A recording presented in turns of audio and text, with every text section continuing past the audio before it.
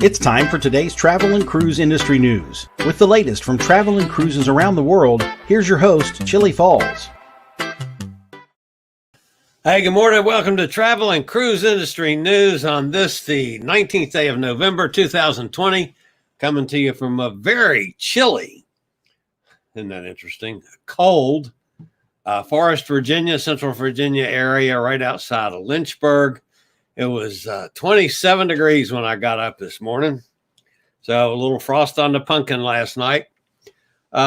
Real quickly, Jason, thank you for the donation. Appreciate that. Good morning to Jack and Sonny and Gretchen, who are all over in the chat room already. Welcome aboard, you guys. Our friend Tom, I don't think is going to make it today. I think he's got a medical procedure this morning. He sent me a text earlier, so he might miss today's show. But anyway, Bonnie's with us today. Amy's with us. So we got a good crowd forming over there in the chat room already. A couple things to touch base on, and a couple stories this morning. One today, this afternoon, just to remind everybody at 2:00, Cruise Amigos live from Virginia. We're going to chat with our lovely friend Sue Bryant, the cruise editor of the London Times, who was on the ill-fated Sea Dream 1 last week out of Barbados. That'll be at 2:00 today, 7:00 tonight, London time. And folks, this is going to be the facts. What happened from a factual perspective. We're not going to be dealing with the implications and innuendos from that whole situation, but just a report from Sue on what it was like, and then possibilities. So we'll talk a little bit about the lack of the cruise industry as a whole involving themselves in contract tracing when they do have some issues. So that might be an interesting little wrinkle on the subject for today. But anyway, that's this afternoon at 2:00. Make sure you join us with the lovely Sue Bryant. I'm really looking forward to that.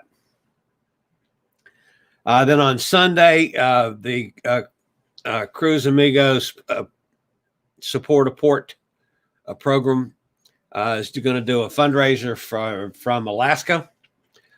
Start actually where we're specifically trying to raise funds for Anchorage and Whittier, Alaska. So our friend Lady and her mom will be with us, and they have the director of the Chamber of Commerce is going to appear on the show on Sunday. So that'll be Sunday afternoon at 3:00. So make sure you mark your calendar for that one. As far as the major stories go, of course, by now everybody heard yesterday's news from Carnival. I just want to touch base and go over it because it does affect Jason and some of our other folks that are loyal followers of the show. But Carnival, of course, basically canceled everything for January. All embarkations from U.S. ports from January 1st to 31st. Additionally, Baltimore, Charleston, Jacksonville, Long Beach, that's L.A., Mobile, New Orleans, and San Diego embarkations are canceled through February 28th. Embarkations on the Carnival Legend out of Tampa through March the 26th. Carnival said that they're in the process of building a gradual, phased-in approach to resume guest operations, which will focus initially on Miami and Port Canaveral, to be followed by Galveston. Consistent with the CDC protocols, Carnival Horizon will arrive in Miami this week, and the Breeze will be the next ship back in the U.S. 16 Carnival ships are currently following the CDC process for an eventual resumption of guest services. Now, remember, folks, they got to go through all of this bells and whistles and so forth to get approval by each individual ship, not by the cruise line. That was the new wrinkle that CDC threw into the whole situation. So they are working on the following ships to get CDC approval. the Conquest, the Dream, the Ecstasy, Elation, Freedom, Glory, Liberty, Miracle, Panorama, Pride, Sensation, Sunrise, Sunshine, and the Vista. And in addition, the Mardi Gras, which of course is still under construction in Finland, will enter service in 2021. And they, of course, will be going through all the operations on that. So that was Carnival's news. It's kind of the adjunct to that is we have learned that Holland America currently is preparing for a gradual restart and is moving 6 of its ships toward the U.S., citing positive signs and a new conversation around the return of service. So Holland America ships are heading back to home bases. They're going to be working on that as well to meet the CDC guidelines. So back things up a little bit. Jason, I know you're disappointed in losing your cruise there that first week in January, but I'm not at all surprised at that with the situation overall in this country. But I feel bad for that. I know, I don't know if Jason, I'll have to look and see if you mentioned it in chat. I know you were thinking about if you lost the cruise in January, you were going to go to Cozumel or Cancun or someplace and just do a resort, all-inclusive resort stay. So the other thing interesting as far as Carnival goes, there was a Carnival Ecstasy Rescue. While anchored in the Bahamas yesterday, Carnival Ecstasy received a mayday call from a private yacht called the Ballista, seeking help for a severely injured crew member. The ship was approximately 4 nautical miles away. Captain Domenico Calise immediately lifted anchor of the Ecstasy and headed over to rescue the 29-year-old crew member. The injured man was evaluated and treated by the Ecstasy medical team, who recommended he be transferred to a shoreside medical facility for further treatment. The ship then headed north, where it was to be met by a Coast Guard helicopter, and the evacuation was completed. So hats off to the Ecstasy folks for a job well done. My friends over in Europe, with all of the ins and outs that the European cruising communities had, of course, MSC is still operating successfully so far. The Sea Dream has, they've canceled everything for the rest of the year due to the problems they had last week. But still, some of the river cruises are going. AMA Waterways is moving 2 of the river cruise ships to meet demand for cruises in France.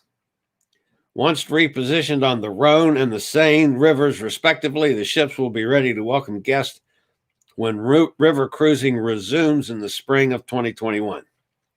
The elegantly appointed river cruise ships have been repositioned in response to the heightened demand for itineraries that reflect the rich culture, renowned culinary experiences, remarkable history of Normandy, Brittany, and Burgundy regions of France. So, hats off to the AMA folks. Obviously, they have done some business in the fall and will be doing some more come spring, as they're looking for a big year in 2021 in France. So good for them. One thing to mention about the weather, folks, just when you think we're done, after, the 2 torturous hurricanes hit the Central America, we've got another storm out there in the same general area that has formed. Now, whether or not this one strengthens enough to become the 31st named storm is doubtful, but it's an area of disorganized showers and thunderstorms located over the far southwestern Caribbean, just off the northern coast of Panama, is associated with a broad area of low pressure Development of this system, if any, is expected to be slow to occur while it drifts westward across the southwestern Caribbean Sea during the next several days. Regardless of tropical cyclone formation, areas of heavy rain are possible during the next several days across portions of Central America from Nicaragua southward to Colombia, potentially causing additional flooding in previously inundated areas. So the one place in the world that does not need any more rain is liable to get some more. At least there's nothing coming down the pipe now. Other than that one, maybe this will be it finally. And there's very little chance of it developing further, but it's going to dump some more rain on this area that they've had 50, 60 inches of rain in some of those spots in Central America over the last 3 weeks. So they don't need any more rain, that's for sure. But anyway, that's what's going on. All right, that's it on the news stories this morning. Let's go over and see who's in the chat room this morning. Let's see. I said hello to everybody. Bonnie, Amy, Jason. Jack, of course, is with us from down in Texas. What a disaster. Those people are so ignorant, Jason says. Yeah.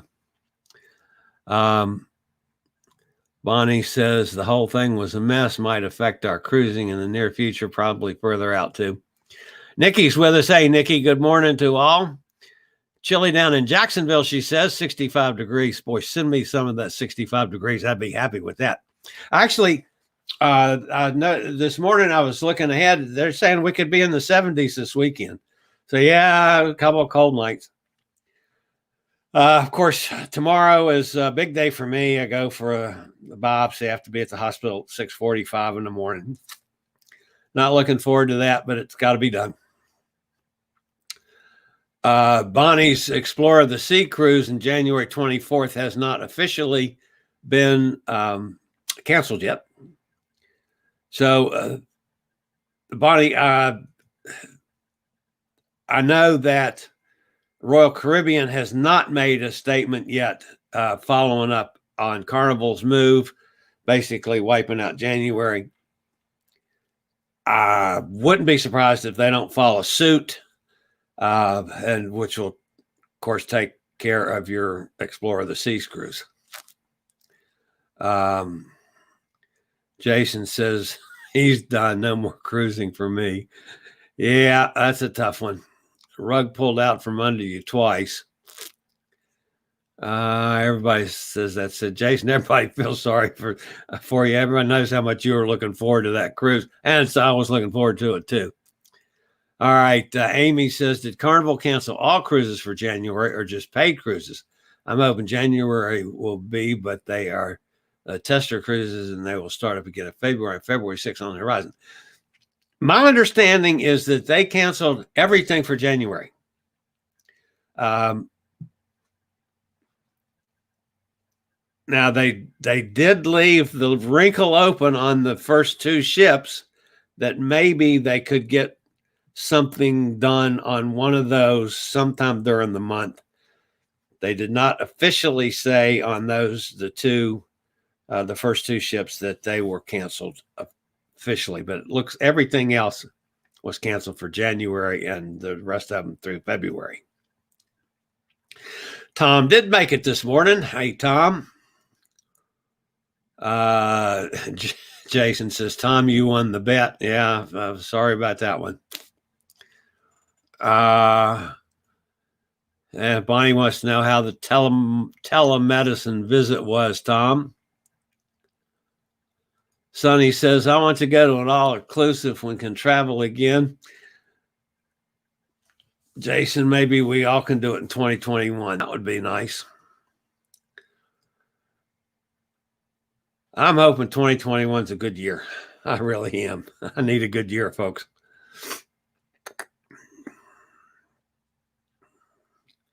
Jason says he's going to El Cozumel. Wow, I don't even know how to say that one. Cozumel Resort for 10 days. 10 days. Well, that's nice. I've done resorts in Mexico a couple times, and I loved them. I had a great time. I had as much fun. And it's a little different than being on a cruise. I love my cruise ships. Don't get me wrong, folks. I'm not saying that, but I have enjoyed resort vacations when I've taken them over the years, and I have just as much fun as I do on a cruise. The food's always excellent. The bar service is wonderful. Of course, you've always got nice pools and usually swim up bars, which I've always enjoyed. But yeah, Jason, I don't blame you. 10 days, that'll be a nice trip. Tom Henry says he booked 2 new cruises in 2023 and moved a third. Wow. Bonnie says, if I would do an all-inclusive, I'd stay here in the U.S. I have no interest in Mexico. I like going down there. I've enjoyed Cancun. I've enjoyed places along. I'm not real crazy about Cozumel, but give me, 15, 20 miles outside of Cozumel is lovely. I've done some West Coast stuff. Acapulco and Mazatlan and Puerto Vallarta. And Jason says Cozumel is safe. Yeah, that's one of the safer areas in the country. Sonny says, how am I feeling, Chillie? I had a rough day yesterday, and for no real reason. I just was just a little off. One thing I got my flu shot, and I kind of had a reaction to that. It's the only thing I can figure, and that's probably because of some of the other meds I'm on. But I had a little rough day. I actually feel pretty good today. I'm actually not that uncomfortable sitting today, which is a shock. Of course, by the time I do the second show this afternoon, I'll probably be pretty uncomfortable. But thank you for asking, Sonny. But yeah, I feel pretty good today. Gretchen wants to book another European on Princess for 2022, but none offered yet. Yeah, Jason says, Chillie, you seem like you're feeling better. Yeah, I am. This is a good day. I'm a little worried about tomorrow, just because of the unknown. That's the major test. Then they find out for sure what we got to deal with and what we got to do, and then we start making the decisions on what kind of treatment. And I'm sure that that's going to involve some treatment that I'll end up eating Kojak lollipops, and I have this affinity for watching Kojak reruns already, even though I'm not losing my hair yet. Thank you. Thank you, hair. But I probably will, before it's over with, be bald as an onion. Emily's with us. Hi, gang. Emily's up there in New York, probably a little cool up there today, too. Tom Henry says we're canceling our trip home to Pennsylvania next week. That's, I think, a good decision, Tom. Pennsylvania has a 72-hour COVID test effective tomorrow, or a 14-day quarantine. If I had a trip planned for Thanksgiving next week, I seriously would consider canceling. I think that's a very wise move, and I'm like you. I hate not being around family and friends, but let's stay safe this year. By next year, we should all be in better shape, and we can enjoy the holidays and all better. Next year, we'll have the vaccines, and hopefully things will be much better under control by then.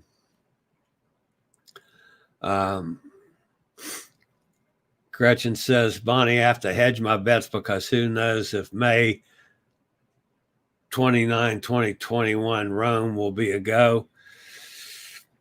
I'm hoping that I'm still a go for next October. That the problems will be solved by then. Jason says, I might consider cruising on the Mardi Gras in November and October. if I wasn't set, Jason, for doing the European thing next year, I would certainly consider that as well. And I'll be on the Mardi Gras sometime in the early stages of its career. I promise you that. Gretchen says that was a quick moratorium, Jason. Yeah, it was about 5 minutes, and he said he's done with cruising. Tom's mothers and families are in the Lancaster area. Yeah. Tom, I can't, you do something like that. Not only do you have to deal with the issues there, but you're running the risk of taking spread to them or bringing spread back from them. Man, it's just probably not in the cards this year. I think you're making a wise maneuver there. Dave Webb's with us. Good morning, Susan. I don't think we will be any more cruising till at least the end of next year. There's a lot of people that are thinking that way. And I mean, right now, I'm looking at October next year. I suppose things could happen with all of my issues before then, but it's we got to get the vaccine out first, and we've got to start seeing numbers come down. Even one of the questions that I have about the vaccine. Okay, so we take the vaccine. Obviously, I'll be able to get one of the vaccines fairly early on because of my age and because of the underlying health conditions. I'm one of the at-risk folks. So I take the vaccine. Does that mean that I'll immediately be able to relax my life and try to get back to normal as far as going out and stuff, even though the spread is still bad? And I don't know. I'm not sure how effective, how quickly that's going to be, and how much it's going to affect the overall situation. Still some interesting questions on it.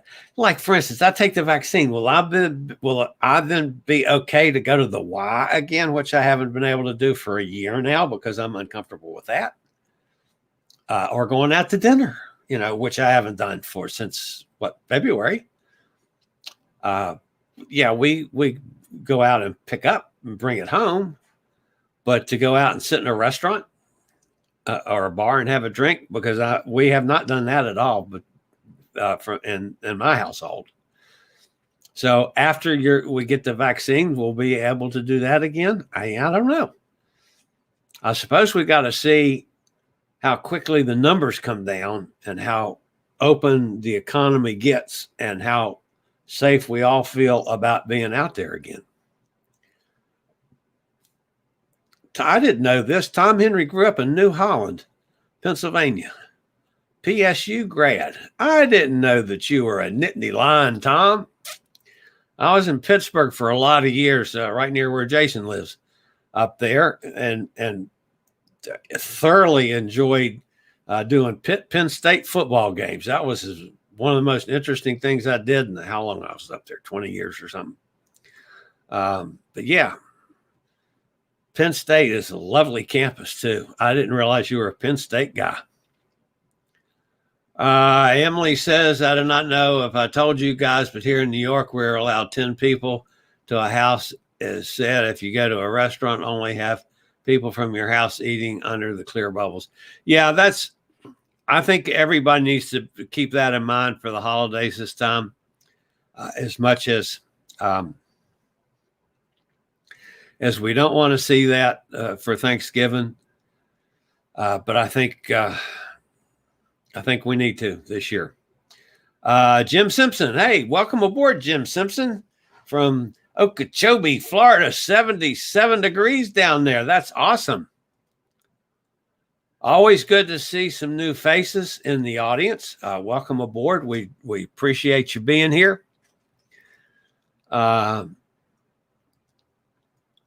Jason says, Jim is here. Jim Simpson, I'm your neighbor in the east in Lake Worth, Florida. Of course, Nikki's in Florida. Got a bunch of people in Florida here today.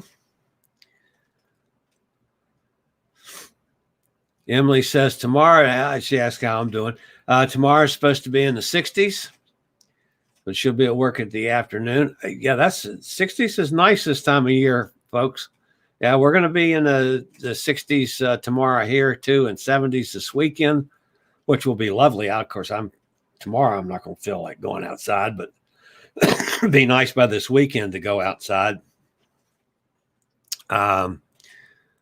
Sonny's can't see relatives for the holidays either. Yeah, that's sad that we're all going to miss out on holidays this year, but I think